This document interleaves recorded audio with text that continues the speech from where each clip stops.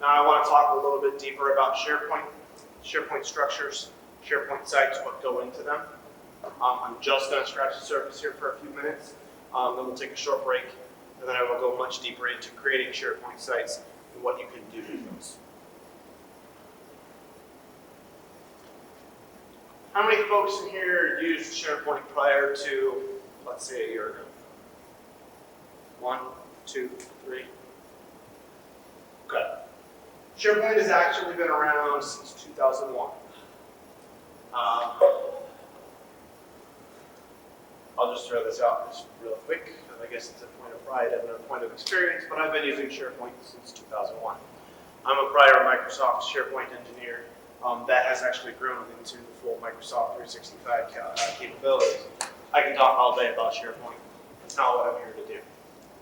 What I do want you to take away from this is that SharePoint has changed dramatically, particularly with SharePoint Online and Office 365. I have a couple of screenshots on the screen right now from SharePoint versions 2010 and 2013. SharePoint, in its initial days, was created for a basic purpose. SharePoint was created so that businesses, so that companies, and individuals could quickly and easily stand up a website.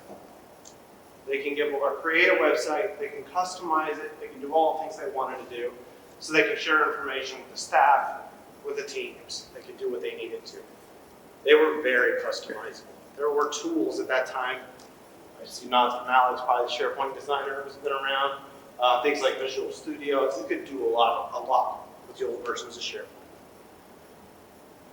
You could create lots of sub-sites as well. And I cringe with the word sub-sites because sub-sites are kind of a no-no today. They still do exist. The whole point here is you could do a lot with it. You could customize it. Inevitably, when I was working for SharePoint 10 years ago, somebody would come to me, a customer would come to me and say, I need to develop me a SharePoint site, but I don't want it to look like a SharePoint site.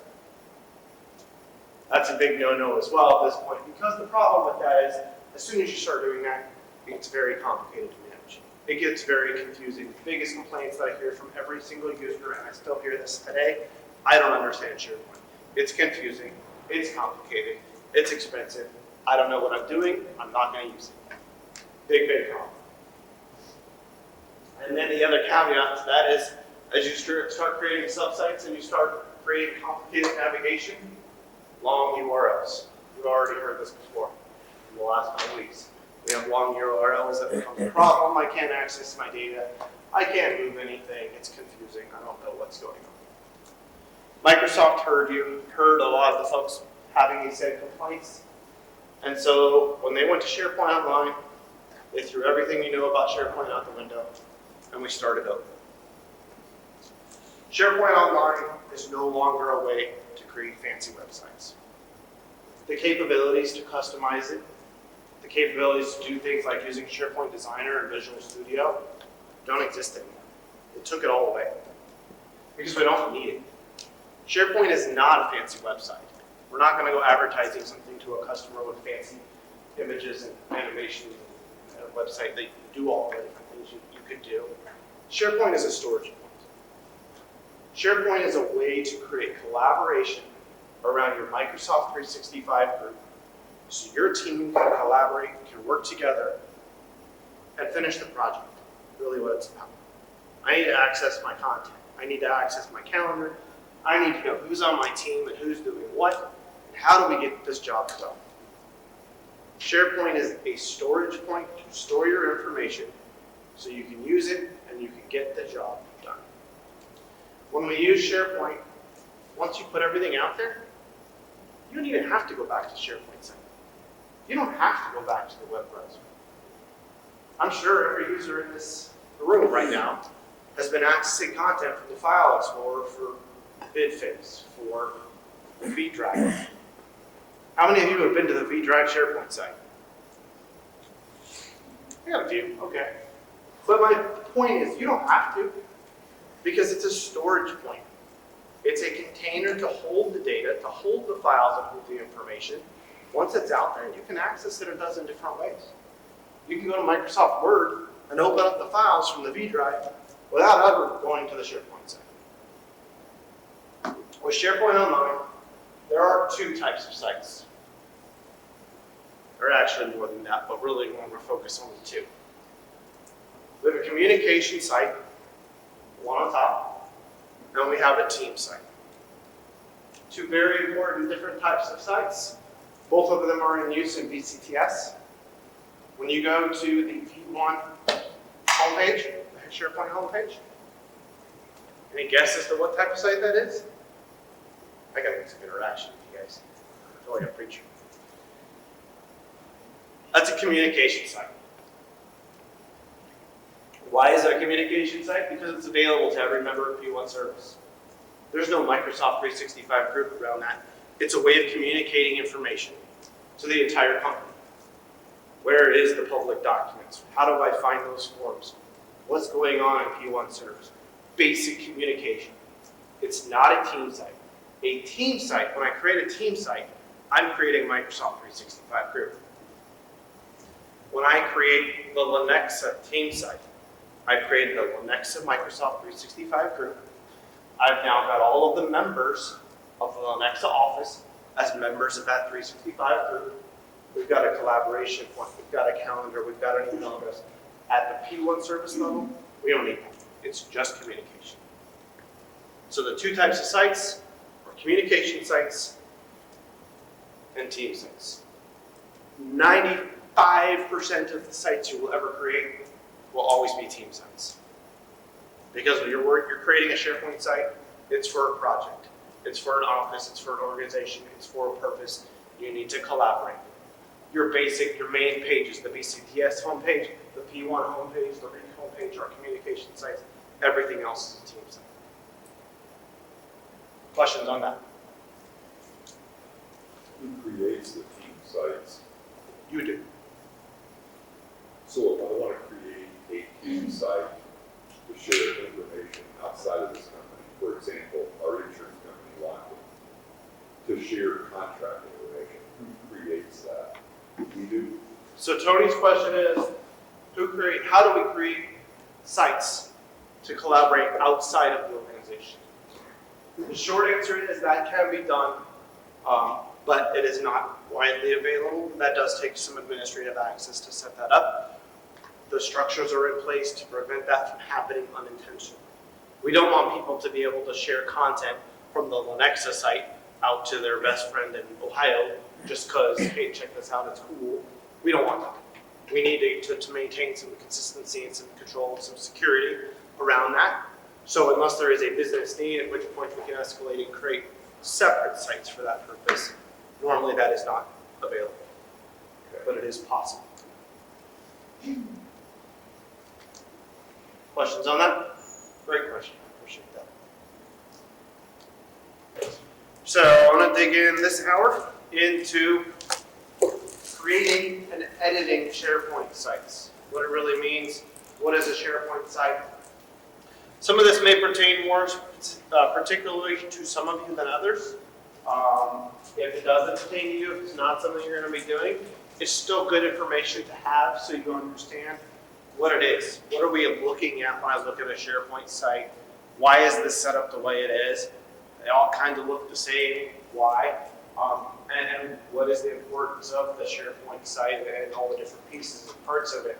Maybe questions like, why don't I see the same thing that this guy sees?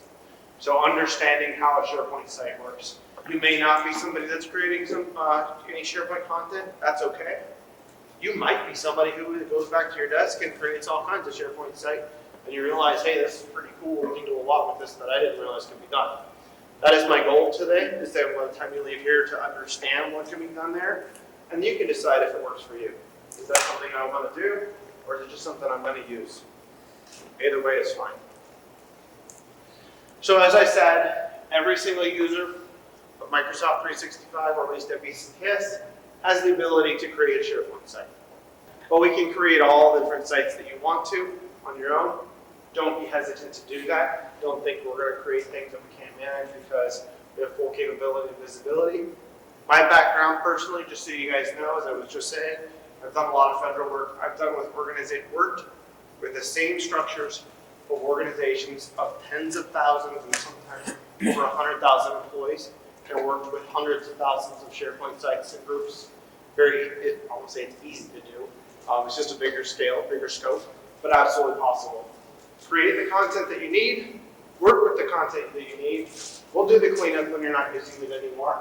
But it's all there for you to use, learn, collaborate, and work with your team, your peers, your coworkers, however you need to. So don't be shy about creating it. I'm worried about that. As I said, there are two types of sites: communication sites and team sites. I'm going to demo and I'm going to focus on the concept of a team site because, like I said, 90-95% of the sites you're ever going to create are going to be team sites associated with a Microsoft 365 room. Two other factors when you create a site. Sites can be either public or private. Now, I don't like that word, and I throw the caveat there because when we create a public site, it's not really public. Doesn't mean you can go home and your grandma can find the site through Google. It doesn't work that way. A public site simply means it's made available to every member of BCTS. Every member that has an M365 login could potentially access that site. Again, just like the difference between team and communication, 90-95% of the sites you're always going to create are going to be private because you want to know who has access. It's the members of my project, it's the members of my team, those are the folks that need it. So we're going to create it private so that's the only people that can access that. Most of the sites that we have created today are, again, private sites. When we create a site, we need to do a couple of things. Obviously, our group, our site, needs to have a name. So I'm going to create one here in a little bit. I'm just going to call it my training site 1. It has to have a unique name, can't be the same as any other site or any other group that already exists. As soon as we create that, it automatically gets an email address because it gets a mailbox. So we've got to make sure that's not duplicated as well. And the URL that takes us to that site as well needs to be unique. Now, generally, they're all going to be one and the same. Sometimes we tweak them just a little bit. Great examples of how we might tweak that URL. You probably noticed. If you haven't, great. But maybe you have a lot of the sites that we have in BCTS or P1 service today. For example, if you were to go to, I think HR is a good example for the HR site. You can imagine in BCTS we have more than one HR site because we have more than one HR office. So there's an HR P1, there's an HR REAK, there's an HR Thayer, etc. So they're very, very similar, but the URLs are unique in that aspect. We can give it a couple of other bits of information that might or might not be useful, such as a description. What is this site for? Why did I create it? I created it because I just wanted to play with this and see, or I created it for that super duper important customer project that we're working on, whatever it is.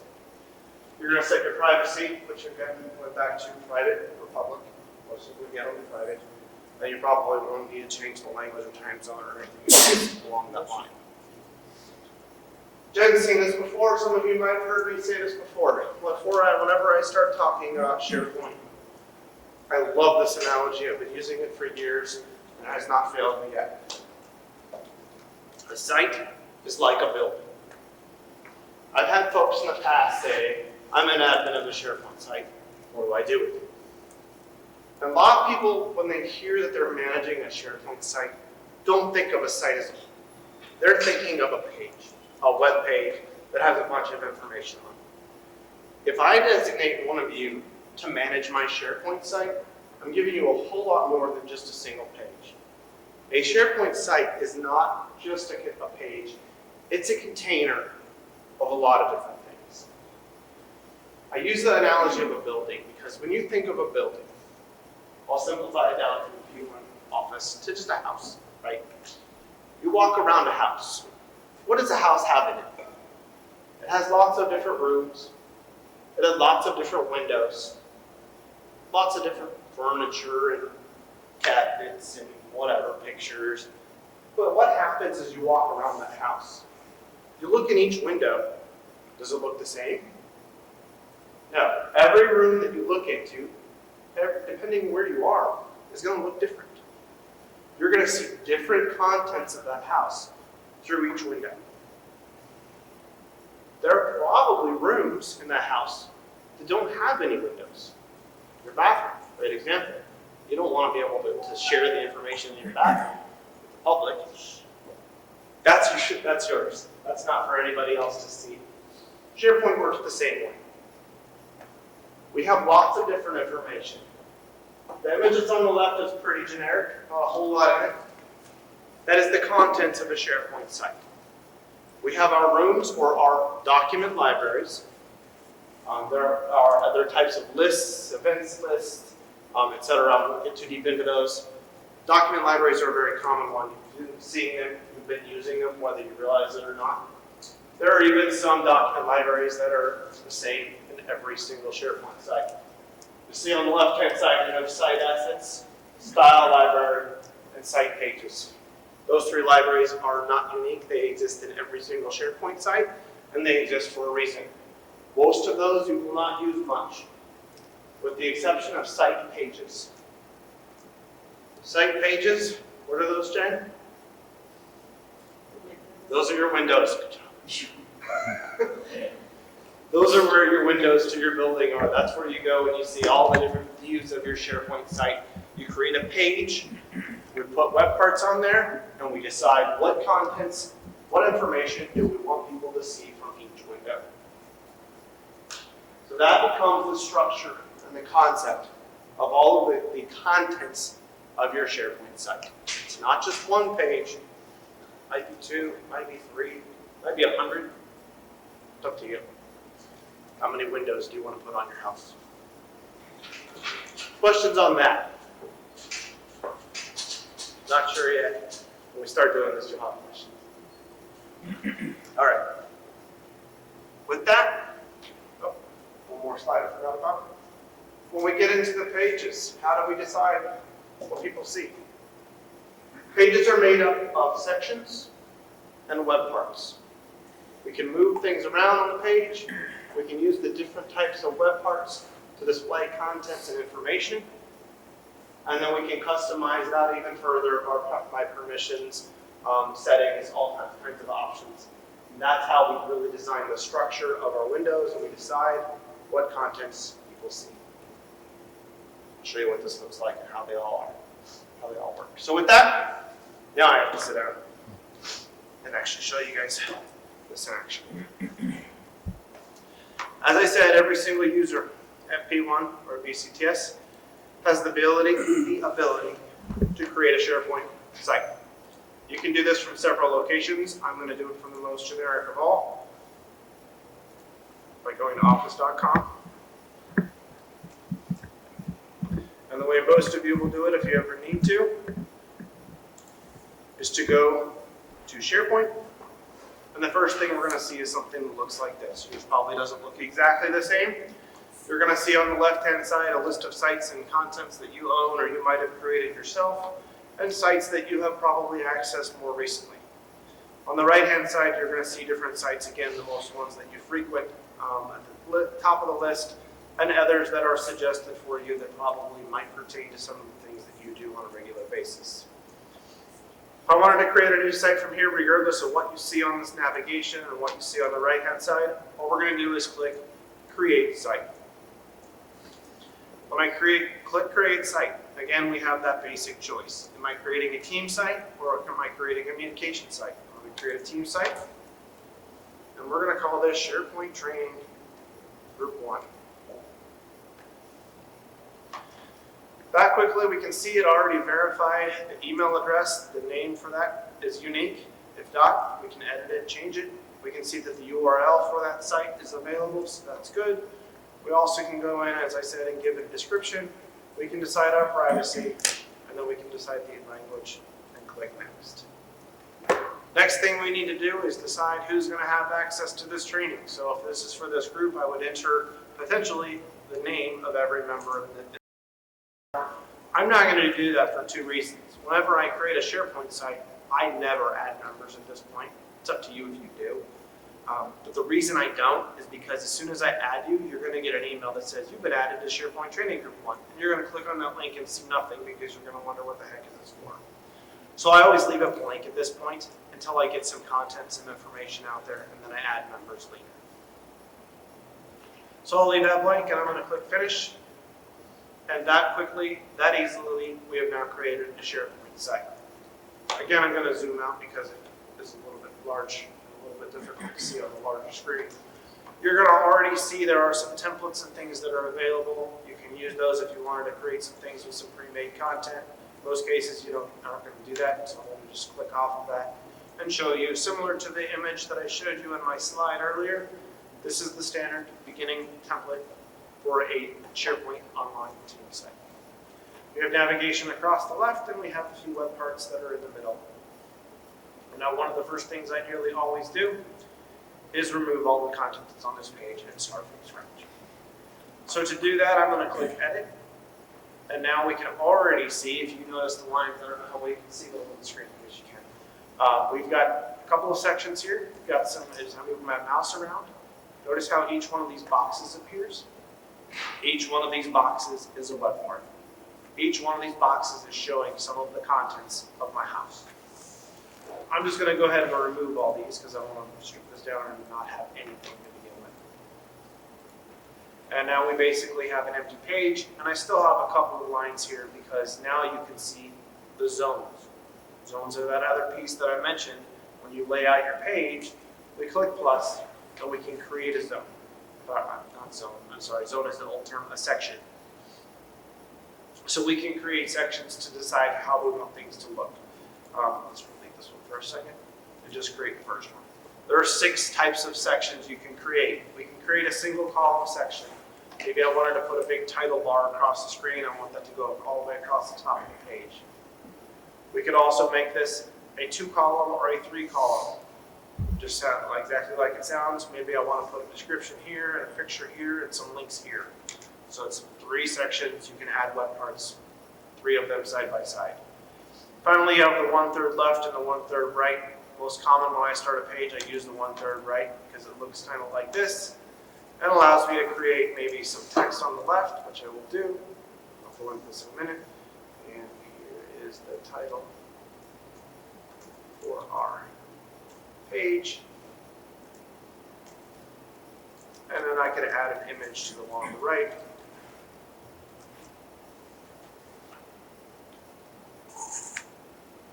And let's just do a quick search for something like construction. You can upload your other images as well. And now we already started to see what the SharePoint page begins to look like as we put this together. I'm going to stop making the changes there for a moment and show you. So when I look at this initially, here's what I see. A very basic page, has our title, has our text and our image. We began to populate our house. If I go up here to the gear, because I created this, I'm the owner, I'm the administrator, I have full access, I can click on this little settings gear, and I can click on Site Contents. Site Contents is where I see everything in my house. As I mentioned to you before, it's already going to have some default stuff. So we have our document library. We have our form templates, our site assets, our style library, and our site pages. Site pages, notice it has 1 item in it. What does that mean? It means our site our building has 1 window. So when I go to site pages, that window is called home.aspx. When I click on that page, that's exactly what we saw before. So we can see some of the contents of our site from this page. Now we can get really fancy and customize this. We can change the look and feel. If you go up here to the gear icon, I'm not going to go super duper deep, but I want to give you guys the deep concept here. You can change the look. You can change the theme and the color scheme if you want to. Let's use the VCTS theme. You can change the navigation. In most cases, I change it to a horizontal so the navigation is across the top as opposed to on the left. But you can do what you want to with that. Maybe you also want to do things like add an image to the top for the logo, which we've done in most cases as well, although that's on my other computer. I have those here. Yeah, so you can upload images, maybe replace icons, etc. So you can get kind of fancy on what you want it to look like. So as we begin to do that and populate, our SharePoint page starts to take shape. Questions so far? Where did it say when you created that, some of the pages said 418 and some of them were updated 415 and you just created it?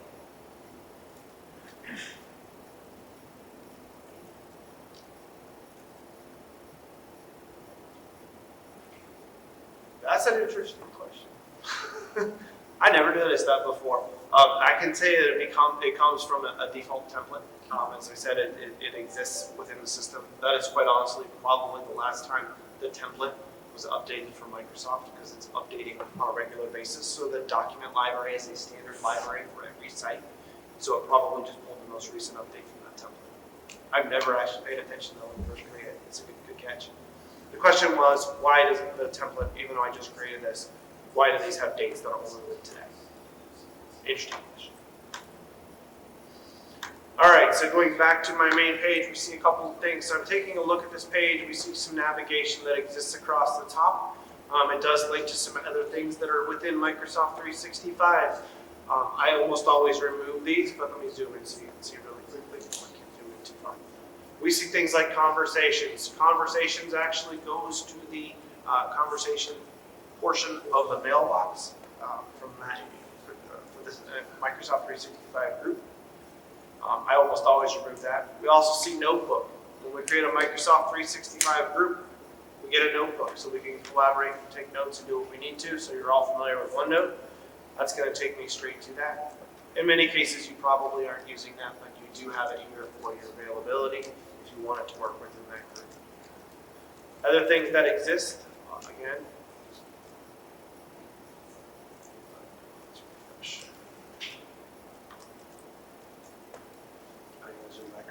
you also have a recycle bin and then any other contents that you want to put on that home page. Quickly and easily, I'm going to almost always edit this because as I start to build out my pages, I don't need my conversations as a link. I'm not going to use the notebook, and I don't want general users to see the site contents page.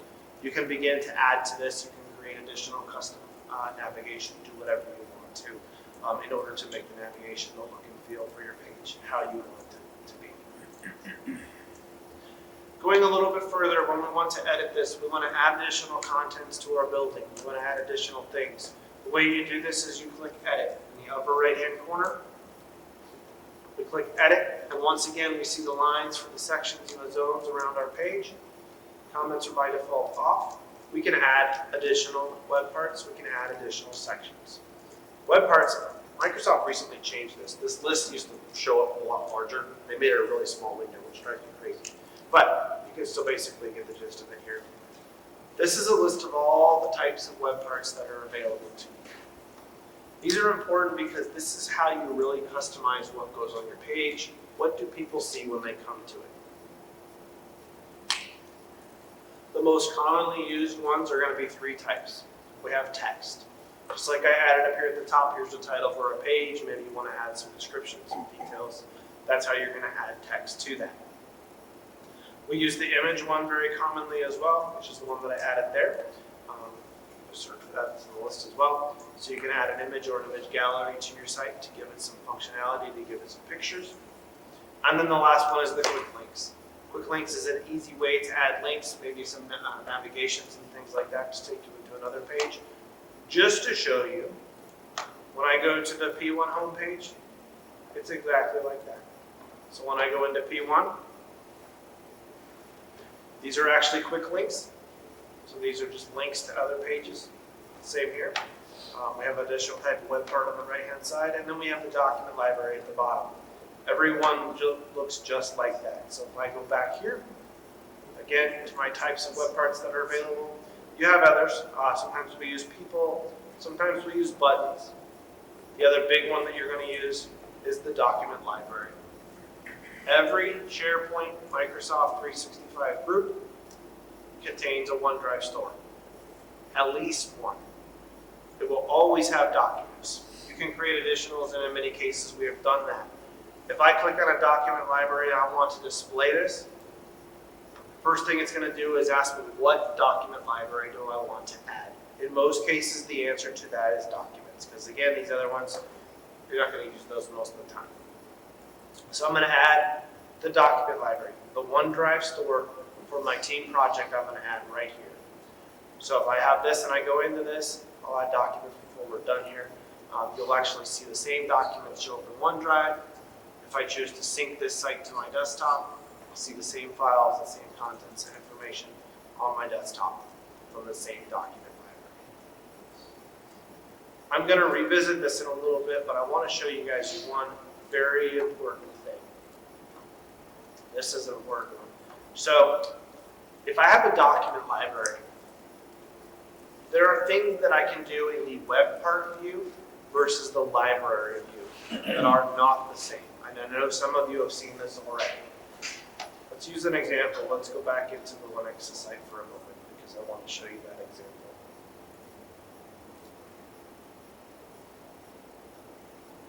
So if I go to the Linux department, there are some contents, some things that are out there. If I wanted to do things like moving files and content within the browser, you can do that here, but notice how many options I have. Notice how many options I have here. I don't see everything. An even better example is if I go to the B drive. You guys have seen this before. And I go into a specific, okay, maybe, Jen, what's the one that has a whole bunch of stuff? It's the B drive. Go in one more, like Linux and mechanical tuning. Okay, Yeah, and then thanks. you're there. So there's a whole bunch of folders here. But if I scroll down, I'm probably not seeing the one I'm looking for. The reason is I'm looking at a web part view. Actually, I'm not in this case. Let me go back to that. If I'm looking at that folder from the web part view, I'm not going to see everything. So I can only go down as far as ammonia. I don't see everything. The way you get around this is, and the difference that you'll see is, if I look at the URL, see how this URL, no matter how I click on here, it's not changing? All I'm viewing is the web part. That little image, that little snippet that gets added into my window, into my SharePoint page, to see what's in this document library, it is not fully functional. It is not a full view of the document library itself. If I wanted to see everything, we do this one of two ways. To get out of this centered, small, consolidated web part view, I can click on See All, or I can click on Documents from the navigation. When I click on Documents in the navigation, notice what happened to the URL? It got longer. Now we're seeing the full path. We're seeing shared documents, forms, all items. I'm seeing a different page. Notice I have more options up here in the toolbar as well. I have more functionality and I can do a lot more from the full library view. So if you're looking and you don't see a folder, or you don't see the capability to do something you know you did yesterday, make sure you're looking at the full document view. There's a big difference there. So now if I go into 2021 and I go to the next mechanical, now I can scroll and I can speed rolling and I can search and I can do what I need to because I have the entire library view. Very big important difference there. If I go back to my SharePoint page, exact same thing appears here. So I have a document library. Of course, this one is empty. I only have a few options. I click See All or I click Documents. And now I have the fully functional library view, that document library. Questions on that?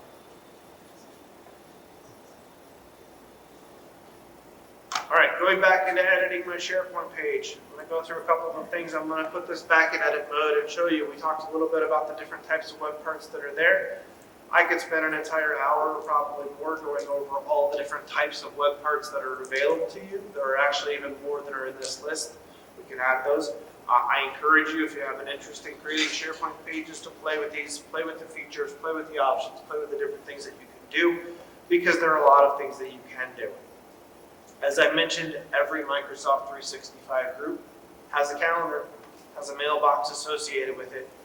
Guess what? There is a web part that goes with that. So I can take that group calendar and I can display what's on that group calendar right on my SharePoint page as well, just by adding the web part.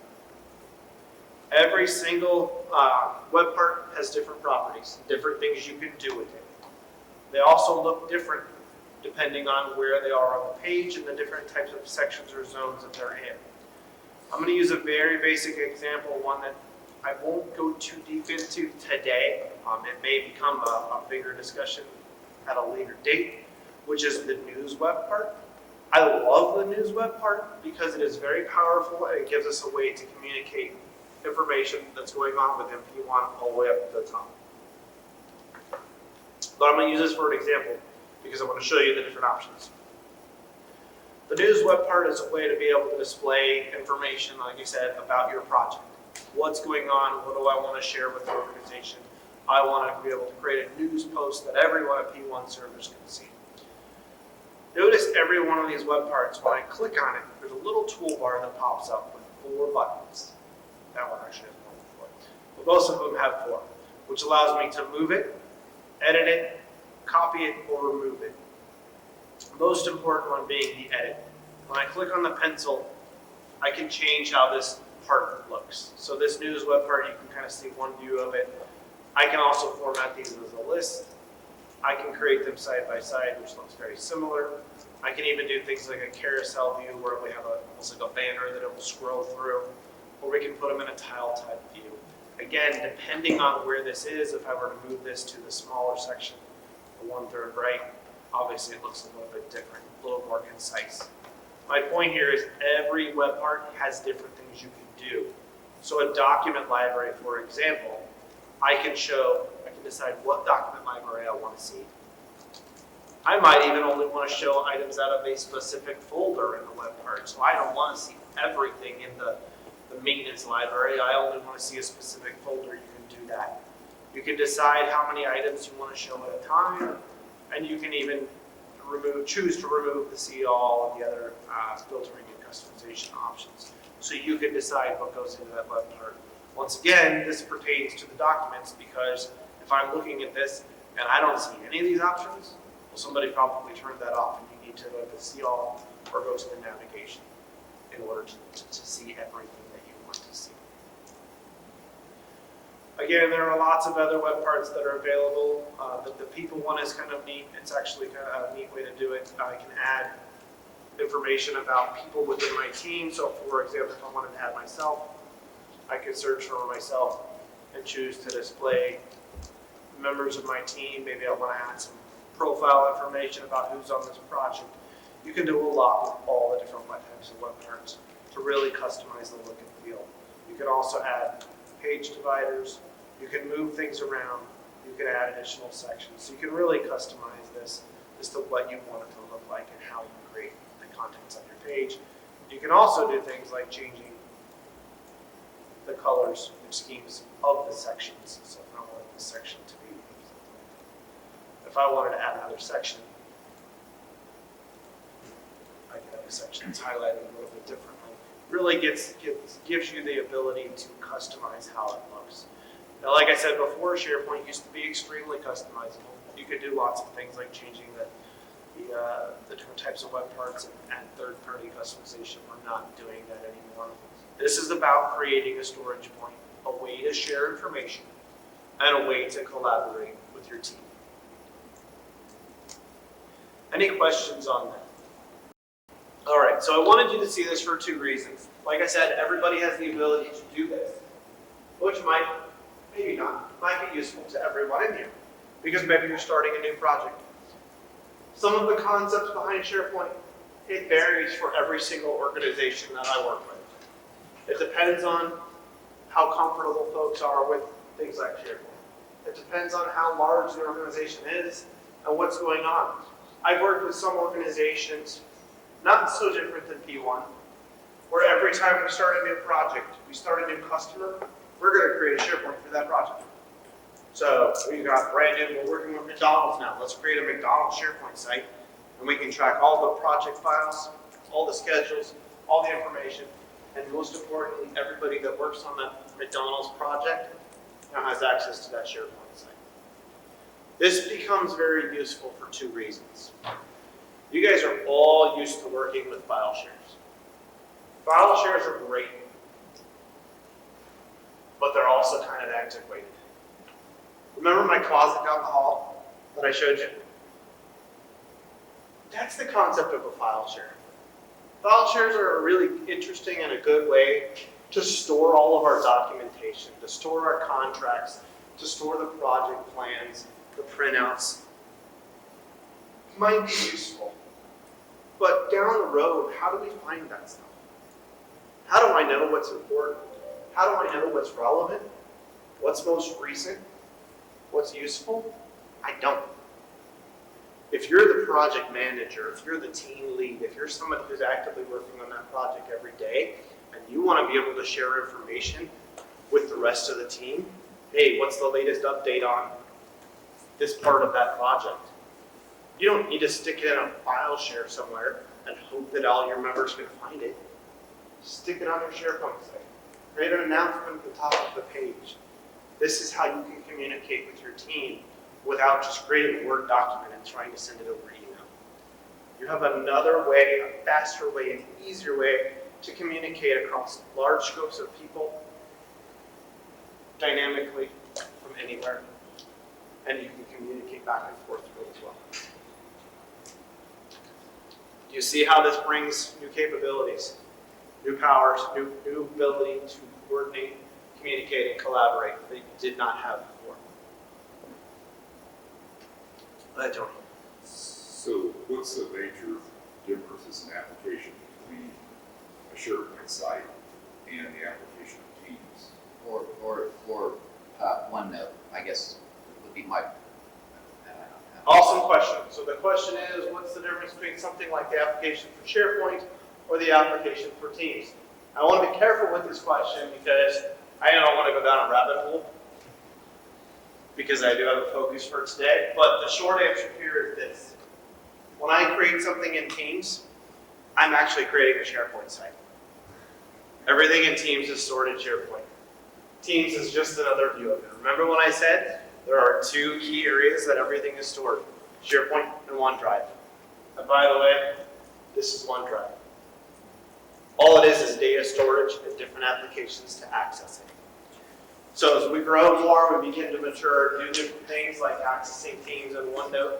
Everything is stored in the same location. You just have different ways of accessing the content, different ways of communicating with the team. Teams is a fantastic example of that because now you've got a way to do real-time chat with your team members. I can't do that in SharePoint, but if I associate this to Teams, now I can. Kind of cool. That's why I started with SharePoint, because everything else becomes an add-on. Fantastic question. That was an awesome segue, whether we tipped it or not. Other questions? All right, I want to touch on this very briefly because I know Jen's seen this and a couple of the others in this room might have seen this. I have a whole other slide presentation that I go into that talks about a concept we call SharePoint hubs.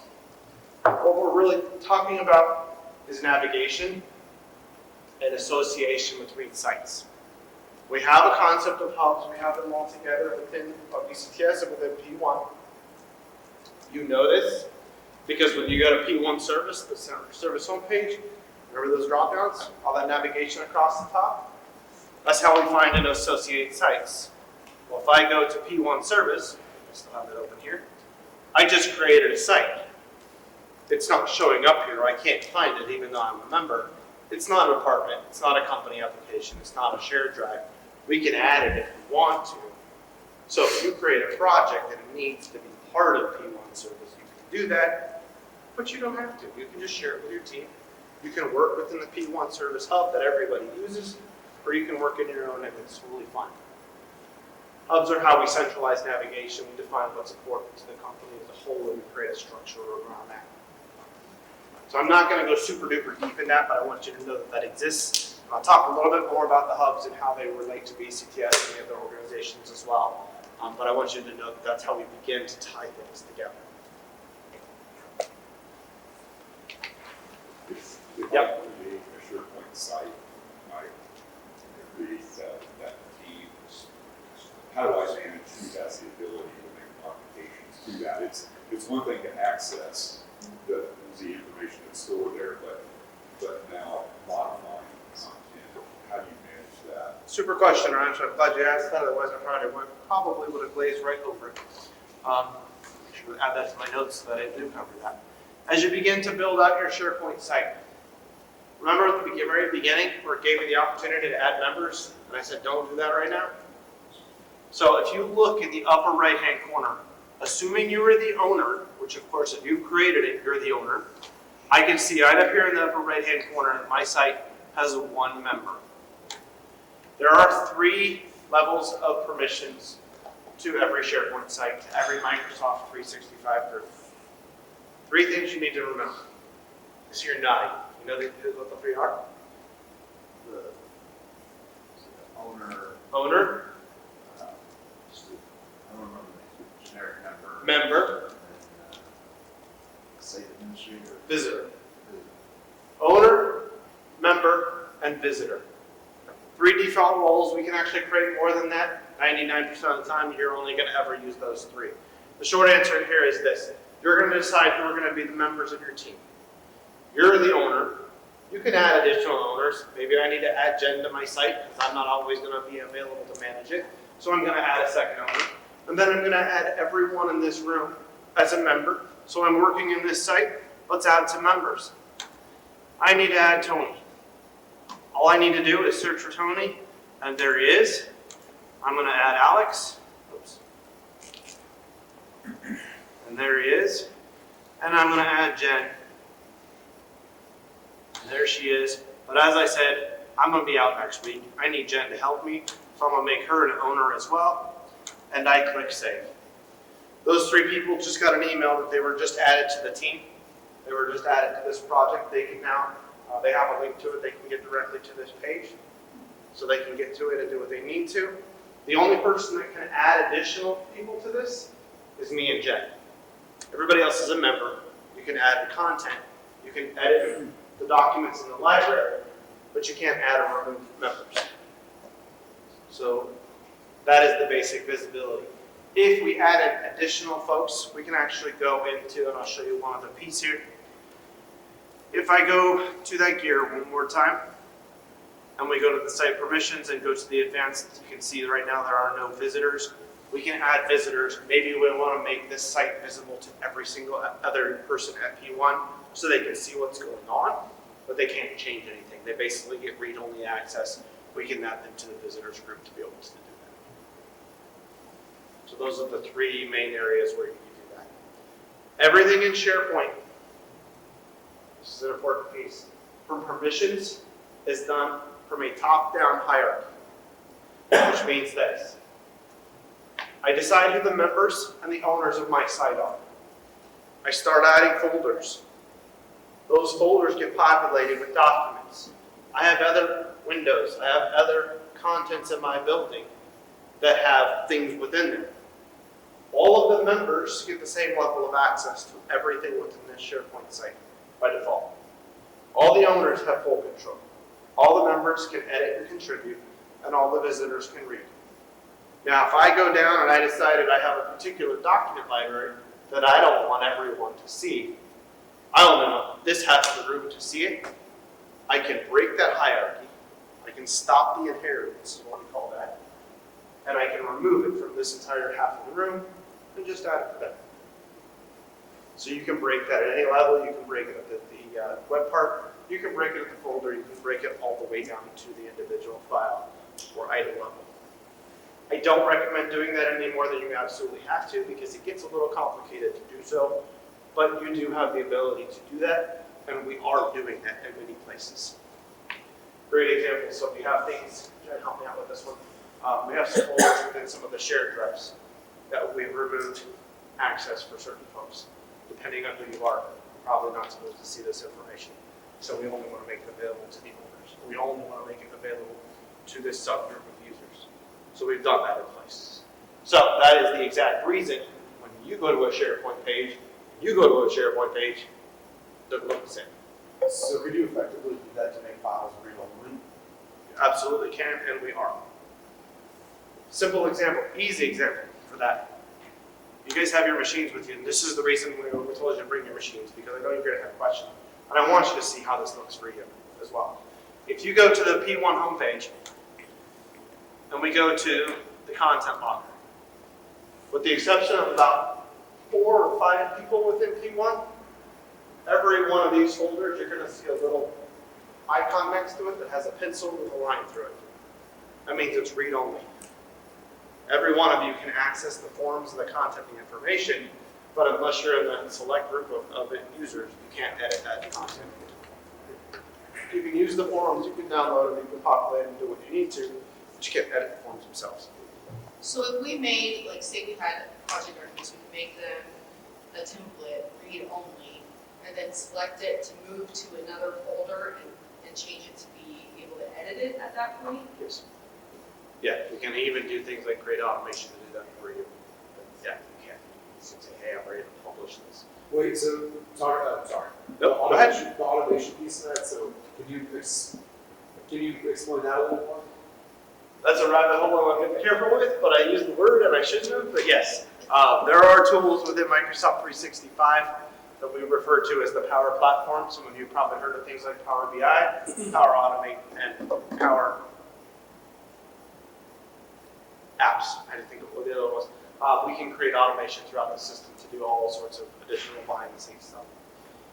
Yeah, it's another level of capability based on business need to do that. Yeah, so, because I guess one of the questions, I don't know the full terms here, but like, when we book a job, right, we changed it to a board and it creates a site, I don't know what we're calling that. Yep. Yeah, I guess is there a way to automate it, so it's automatically pulling in the files folder template? Yeah, you absolutely can. So if you notice, simple example from the document library view that I have on my screen right now, there are some drop downs here. To automate, you can create rules to do things like notify you when a document was updated or if something was changed. We can also integrate with things to create customized forms and to create workflows behind the scenes so that when I choose that a document is ready to be published, it's going to send it to another location. It's going to send an email to all the members of my team saying this form is updated. You can create some very detailed, very, very complex workflows that happen behind the scenes using those buttons. Those capabilities are out there for you to do. I don't have enough time in the day to go through and train everybody on how to do that, but you're certainly able to go out there. Before we're done, I'm going to show you where there is some additional training information available in BCTS. But those capabilities are there for you. If you create a site and choose not to post it on the hub, so then you get this automated email, but now weeks go by, I don't want to go look at that email, how would you locate that site from the SharePoint? Awesome question. Remember when I went back to the very main page, when I went to SharePoint? I can see all the ones I'm following, I can see all the ones I've accessed recently, and I can see all of the sites that I actually directly have access to. You can also search for them in the next hour. I'm going to show you more about searching in Microsoft 365 as well. But yes, you can search through all of those. They are completely available for you to do as well. So you can see all of that information from this page as well. Yeah. Does designation of ownership provide the ability to delete a site? Yes. So if you are the owner, you have the ability to delete a site.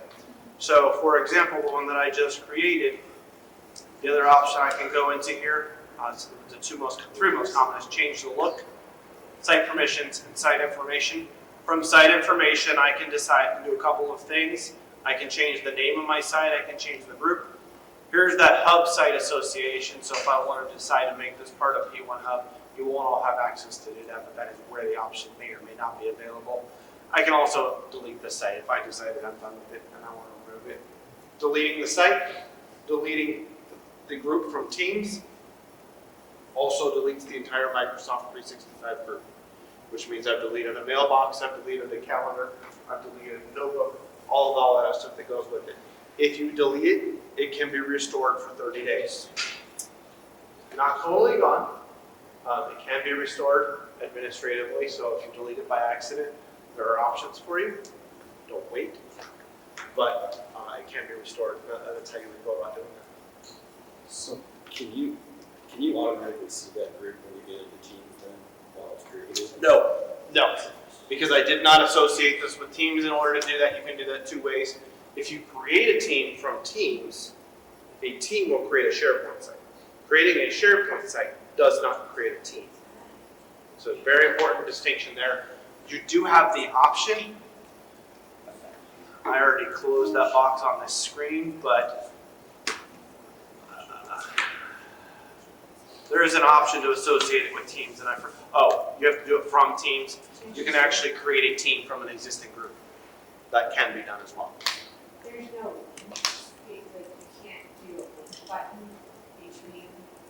from SharePoint over to Teams? You sure can actually, Okay. so we're starting to go down some rabbit holes that I don't want to, that's quite all right. You can go to Teams if you have you can either create a team from the SharePoint Yeah. site so it's the same, or you can link it to the same or a different one if you wanted to do that. There is an option when you first create a site. It comes up here in the left-hand corner that says, hey, do you want to associate those with Teams? I already closed it, so I'll show it again. But if you click yes, it will make the association there as well.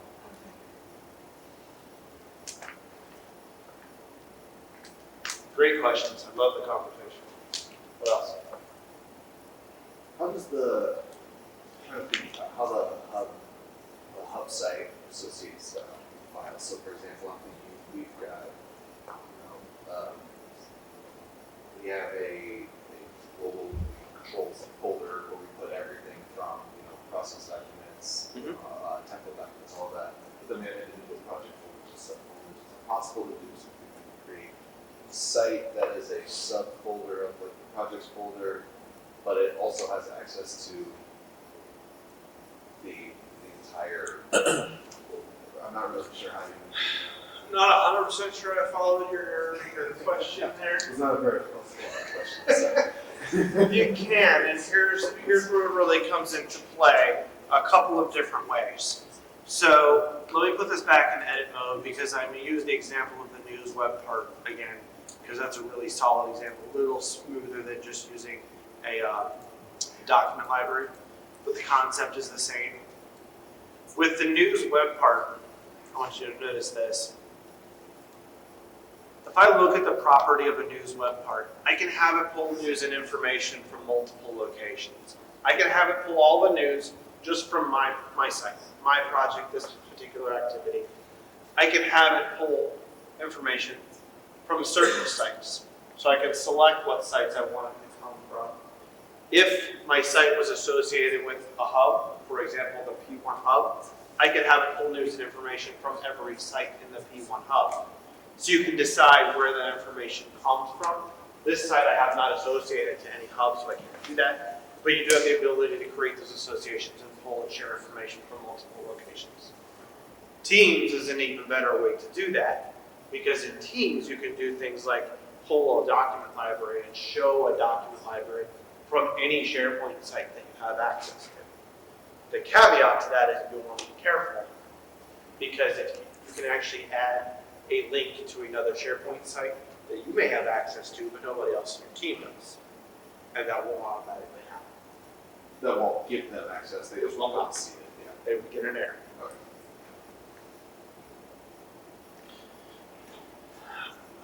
Give me 1 second, I just want to check where I am on time because I got a couple of things to touch on yet this hour. I want to make sure I'm not running, so we're short on time. These are fantastic questions, and I love the conversation, so.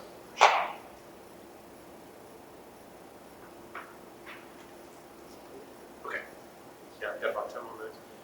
Any other questions on the concepts of SharePoint navigation? Or SharePoint as a whole, I encourage you guys to go back and test this out and learn. There's a ton of stuff, and again, I will show you where some of this training material is available for you. I can only cover so much in an hour. Go ahead. What is the op docs, opportunity docs, that's creating a folder for every job we book? Is that a SharePoint website, or is that just a folder?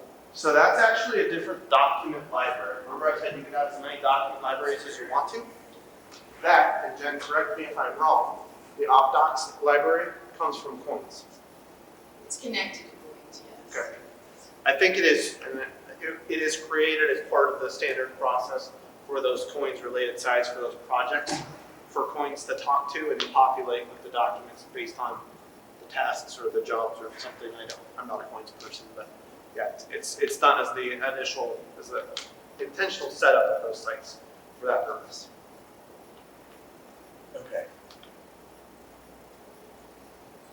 Sorry, I didn't set that. Would you ask that? I said, is OpDocs the website? His question is about the OpDocs, because we see OpDocs in a lot of the document libraries. Because that's where we work out of entirely, is we're treating our project management software as just a folder within OpDocs. We have automation. We talked about the automation process, the workflows that populate that information from Coins and into SharePoint.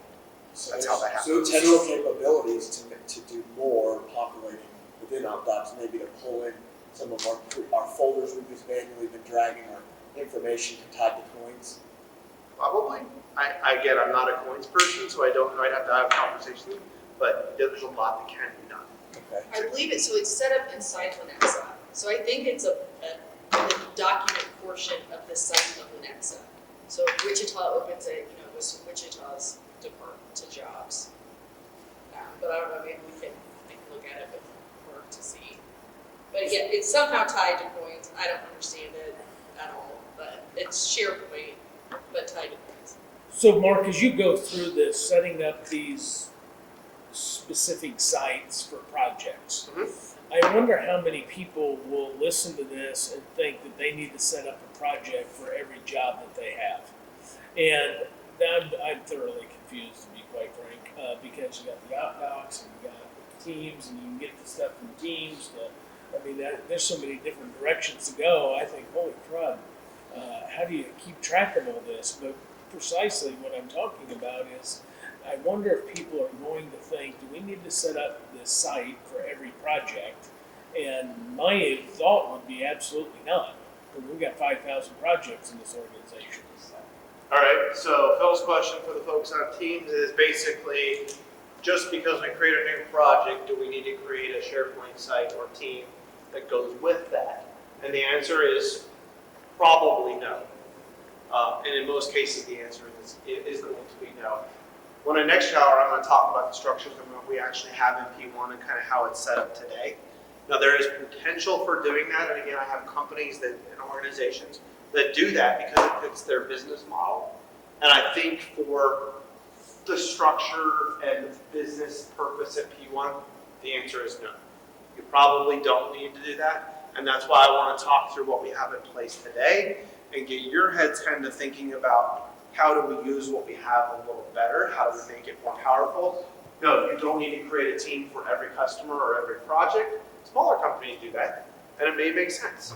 At the Ducats group, we do that because we don't have 5,000 customers all at once. Yes, go ahead. So in that situation, would you do something in line with the subfolder, but how many can you have on one page of the site? Fantastic question. So we'll talk about that more next hour too, some of the limitations. The question is, how many subfolders and documents can you have? You can have as many as you want. There are some known limitations and things to be cautious of.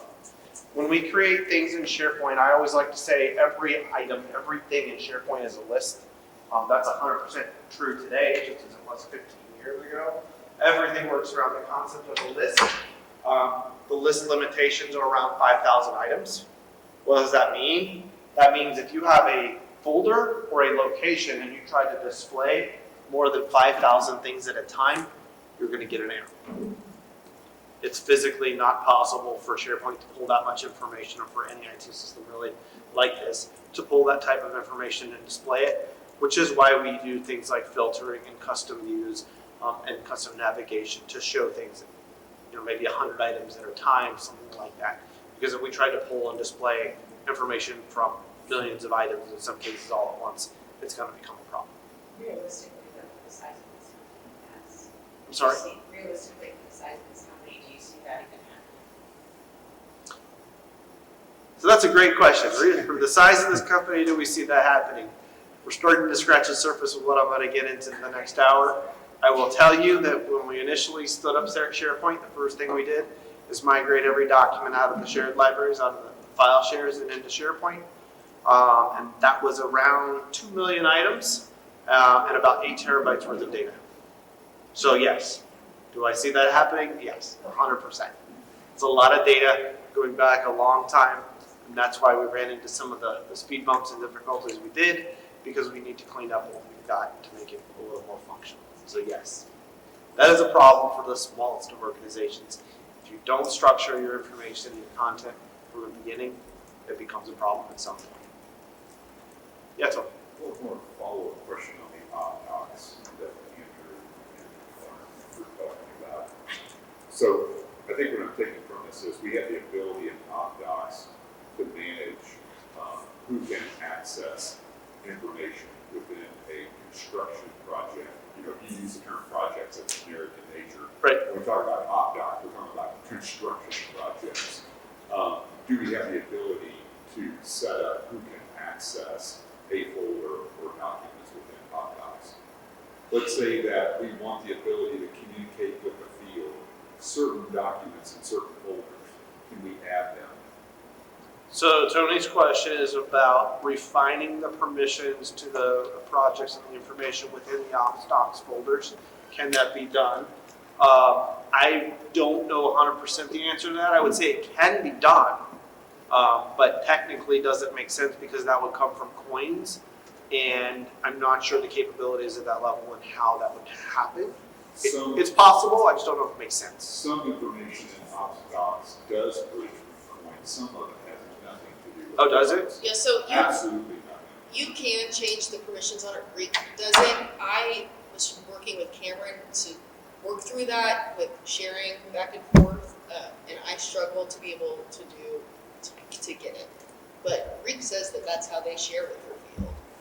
So it's something, it's on my, I have a long list of marked questions. Okay, It's so on there, but it has yes. the ability to do it. Yeah, the capability is there. We just have to make sure it makes sense from a business perspective to do it that way. Okay. All right, now I'm starting to run a little bit long on time, and next hour I know you're going to have a ton of questions, so I want to just touch the surface on a couple things. We'll revisit SharePoint a little bit more, but I want to get more into the OneDrive side of things and how this all works together. I love the big eyes because it's like that's why everyone's here, right? So yeah, for sure, there's a lot we're going to talk about. So let me finish up and kind of go back through just so I can wrap up this hour without going too far over and talk about a couple of other items here. So first of all, what is OneDrive? Let's give you the Webster's definition. OneDrive is a cloud service that connects you to all of your files. It lets you store and protect your files, share them with others, very important, and get to them from all of your devices. One of the reasons we like OneDrive, one of the reasons we want to use OneDrive is because that field worker that's out in the middle of rural nowhere needs to be able to get to his project plan that used to be stored in the IT closet back down the hall, and he couldn't get to that. Well, now it's in OneDrive. He can get to it from his tablet and do what he needs to without losing anything. So it's very, very powerful. It gives the ability to have those conversations and to collaborate a little bit faster. There are two very important pieces of OneDrive that you need to be aware of. You have your personal OneDrive. I'm going to be careful with the word personal because there's even a third which literally is personal. You may or may not use. But you have your own personal OneDrive store, which is essentially your backup of your machine. Your documents, your pictures, your notebooks, your attachments, and your desktop. All of the things. The reason you could reset your machine, get a brand new machine tomorrow, and it looks exactly like the machine you have today, because that's your personal OneDrive. Every single user, by default, gets 1 terabyte of storage to do that. So we have that accessible, we have that available. You can find all of the content on that on any device. So once again, you're working, again, for example, working here at the office. You save the document to your desktop and you were working on this Excel file and you want to go home and continue working on it while you're laying in bed tonight. With OneDrive, you can do that. Gives you the ability to pull that same file up on your tablet and it looks just like you were working this afternoon. So a very, very powerful tool to be able to do that. Then we have the shared OneDrive locations. This is when we go back to the big term that I said I was going to say a lot of times today, which is the Microsoft 365 groups. You belong to a whole bunch of Microsoft 365 groups, whether that's Linux or P1 or half a dozen other names I could throw out there. Every one of those OneDrives is essentially the document library within a SharePoint site, which is why I covered SharePoint first. That same location is available to all the members of that Microsoft 365 group. So the examples on my screen right now, I have P1 Service, I have BidPays, I have the content locker for P1 Service, Field, V, Fair, etc. Then you're going to have some of these. You may have all of them, I don't know. But essentially, every one of those document libraries is a group-related OneDrive store. Make sense? Is that new information to any? I hope. All right. USB drive, it's just a OneDrive still. I'm actually going to pause there because the next hour we're going to go a little deeper into the demo and the actual configuration. Oh gosh, I forgot. I still got to do this one. We're going to go a little long this hour and try to make it up. Last concept I want to get into. This has got the cheesiest animations ever, but I made this like a couple of years ago and it's still extremely valid. And I love this because of the simplicity of it. Thinking about how we send messages. How does communication work? I know you've all been told, stop sending attachments. Because attachments are a very, very bad thing. And with the cloud, you don't have to send attachments anymore, with the exception of some cases. How does email work? Let's use an example of FedEx, UPS, DHL, whatever you want to call it.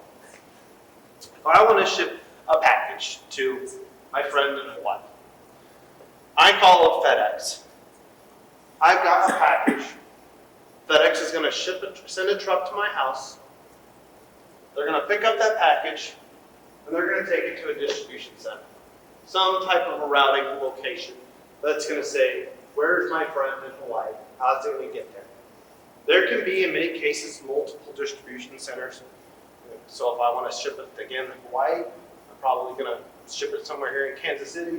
It's going to go to the airport, go to another center in Hawaii, and they're going to figure out where my friend is.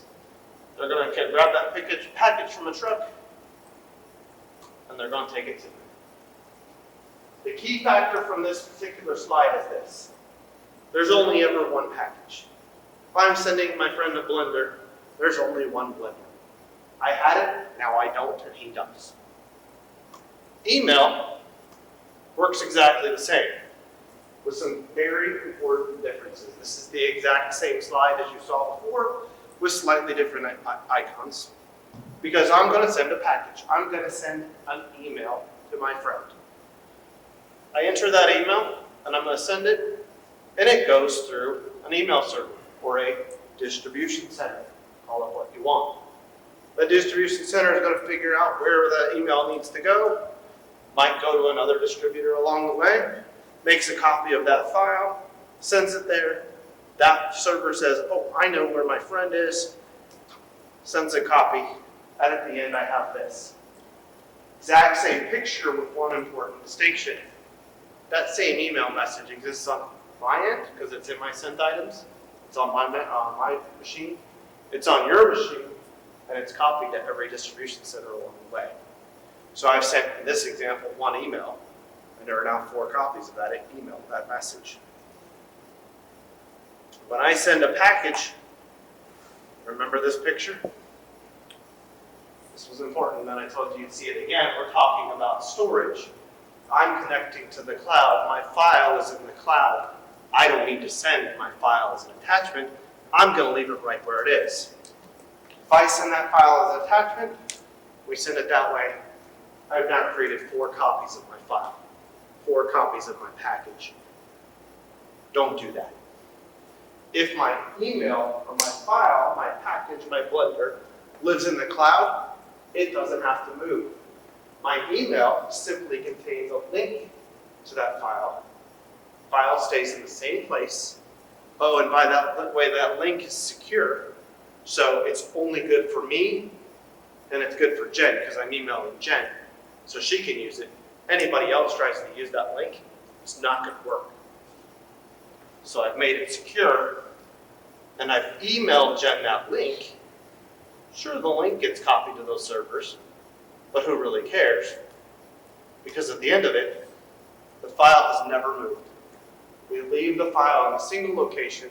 We've sent a much smaller package, and we haven't copied anything anywhere other than just a link. It's a much more secure process. Now, there are some cases where you want to do this. I know there was an example recently, something to do with timesheets, where they needed some copies, they needed some things sent to the time HR or something. They needed actual attachments, and sometimes that is the case. But if you're sharing files and sharing information, your information is stored in the cloud, just send a link to where it already lives. You don't need to send the attachments. I do want to show you guys kind of how to do that share. There's a couple very powerful ways. This takes me about 10 minutes to get through. You guys good time-wise? We're gonna run just a touch long maybe, but we're okay. You didn't make lunch too far. So how do we do this? How do we send links from OneDrive? Sending the links from OneDrive can be done from any location, whether that be your File Explorer, SharePoint, even internally to Microsoft Word, Excel, PowerPoint, etc. Can do that. There is a default mail template, so if I want to share my email with Jen, all I got to do is say, hey, I want to share this file, type in Jen's name, and she gets a very generic template of email, or I can really do what I want. I can customize it. I can make it pretty and send it the way that I want to. It's also a very useful tool that everybody says, well, that seems kind of stupid. Why would I want to do that? Which is, I can share a link to somebody who already has access. Well, why do I want to do that? Well, again, I'm working in my SharePoint cell, working in my document library, and I'm going to send this file. I'm going to let Alex know I updated the schedule for this week. I don't need to send him a message that says, hey, I updated the schedule. Go find it. I'm going to say, hey, I updated the schedule. Here's my updates. All he's got to do is click. That's why you want to share it to somebody that already has access. So it doesn't matter how you do it. So let's do a quick demo of what this looks like.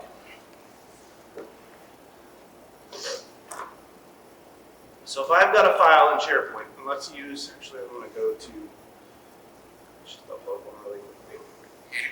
I'm going to go from my SharePoint page, my project that I've already been working in. Very quickly, I'm just going to add a document.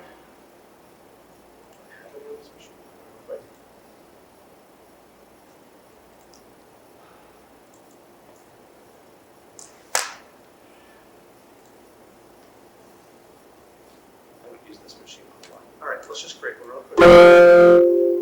I'm just going to create a very new, simple, empty Word document.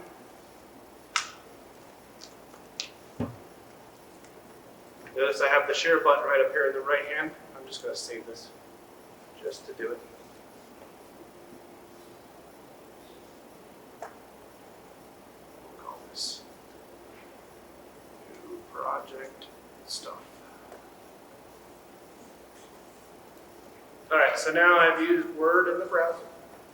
I've created a document. And when I refresh my SharePoint site, I can now see in my document library, there's my new project stuff. Now I've got this document, I want to share this out any number of ways. Whether I do it again from my File Explorer, if I've chosen to sync this, I can do this from my OneDrive link and logo. I can also do this directly from SharePoint. It all looks the same. Look for this icon right here. You can click on this icon. You can right-click and click Share. Or in the case of something that's already in your OneDrive or in one of your shared locations, you can simply find the file, right-click on it, and click Share. I'll share with Skype. Oh, this isn't actually a cloud link. That's a bad idea. If it is in the cloud, and I'll get into that next hour, then you can share from there as well. Point is, when we click share, we get this box. This box is very important. This box is very powerful. I'm going to close everything else because I want you guys to see this. This sharing box that looks like this is a very powerful tool. We've all received those emails that said, hey, here's a document, here's a link, here's a new SharePoint site. And you click on it, it says you don't have access. This sharing box avoids that because this doesn't only send a link. It actually creates access to the document, to the file, to the location. So if I wanted to share this file, this new project stuff, with Jen, we can do a couple of things. I can simply type in Jen's name, find her from the list, select, and send her a message just by clicking send. It's going to generate that very simple email that I said. By the way, it has the pencil, which means it's read-only. Maybe I only want to give her view access. I don't want her to actually change the document. I just want to give her read-only access and decide what she can do. This box actually creates those permissions so that when Jen receives that email, she's not going to get an error message. You can decide how you want to share this as well. Again, clicking on this. See this button at the top that says people you specify that can edit? Remember when I talked about that link that was only good for me and only good for Jen? We're gonna create a link, but I wanna make sure nobody else can use that link. Well, there are 4 options. The first one is anyone. I wanna be able to generate a link and send it to my grandma. Well, notice this is blocked out. It's grayed out. BCTS will prevent you from doing that because we don't want you sharing our company files with your grandma. So that cannot be done. But we can, the most general way is basically create a generic link that says anyone in BCTS can access this. As long as they have a BCTS Microsoft 365 account, the link will work for them. Also, people with existing access. So again, if this is in my project site, or in this case it is, any member of that group can access it. So we just share it with those same people. Or specific individuals. Again, in this example, I only wanted to share it with Jen. So I put Jen's name in here. And now when I send this message, if I either click send or click copy, I can send a message that makes it very clean, very easy. And now this link is only good for Jen and no one else. So you can click send, as I said, and it will send a very generic email with a briefing. But I most of the time myself, I use the copy button. And the reason I do this is because we create a shareable link that's a little bit ugly. But you can use this because now I can go into my mail. I can create a new mail message. Of course, I'm going to send this to Jen, and I'm going to say, here is the document we talked about. It's probably not going to be your subject line. And I can paste this link in here. And sometimes it doesn't come up with a pretty file name. You can actually change whatever you want it to say by simply editing the hyperlink. I can display it however I want to.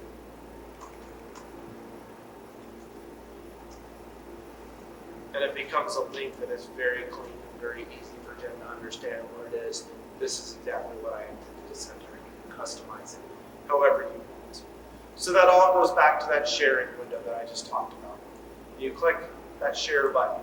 It allows you to share things with the people that you want without actually sending an attachment. And again, it works from the File Explorer, it works from SharePoint, it works from Teams, it works from anywhere you want to access your document. So if I didn't have access to the site, I wasn't a member or a visitor or anything, but you selected that option to allow me to access this, I can get in there to that link because you gave me permission to that one folder. Yes, so that does work and that is possible. So that's important. That's a great question. If you go into Linuxing and you share a single document using this method with somebody in Topeka, they will have access to that document. They will not have access to any other contents of the Topeka site. They're not going to be able to browse around and navigate. They will get the direct link to that file and they can access that file. If they use that email, then how would can they find it another way on here? They can. We'll talk about that a little bit in the next hour as far as finding files and documents, how you can do that. But yeah, directly from the email or they will search for it to find it. And if somebody passes on that email, can they get to that link if it was direct? They cannot? No, the link is only good for the recipient. As a matter of fact, I've done this and tested this myself. That same link that I just generated for Jen, if I sent that to myself, I can't use it. It won't work for me. So that's how we could share project docs, I think, is the way that doing that. Not giving up all access to Linux and Drive and that such. You're saying it's technicians, Jen. But this doesn't replace, like, externally, if you're sending a document to a customer, this doesn't externally replace that, right? Because you can't share this way external. It's only Right. internal. Remember, as I said here, this external option is grayed out. Has to be somebody with a BCTS M365 account. So yeah, so if it's an external, we still would need to download it or whatever, or drag it into the email as we would. Yes, if you need to send it externally, then obviously it needs to be scanned, protected, etc. But yes, you're going to have to send it as an attachment to that external. Okay.